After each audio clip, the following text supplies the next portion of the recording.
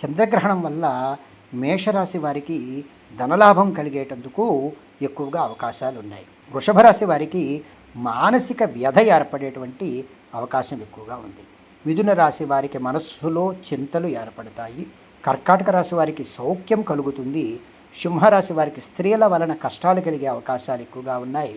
కన్యారాశి వారికి మిక్కిలి కష్టాలు ఏర్పడేటువంటి వ్యవహారంలో, ఏదైనా ధన వ్యవహారంలో కానీ ఉద్యోగ వ్యవహారాల్లో కానీ కష్టాలు ఏర్పడే అవకాశాలు ఎక్కువగా ఉన్నాయి.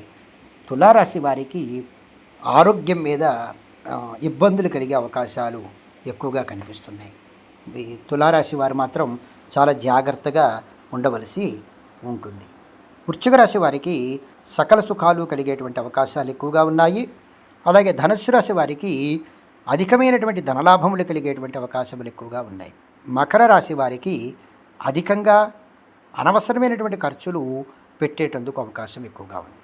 ఇక కుంభరాశి వారికి మానసిక ఇబ్బందులు కలిగేటువంటి అవకాశములు ఎక్కువగా కనిపిస్తున్నాయి.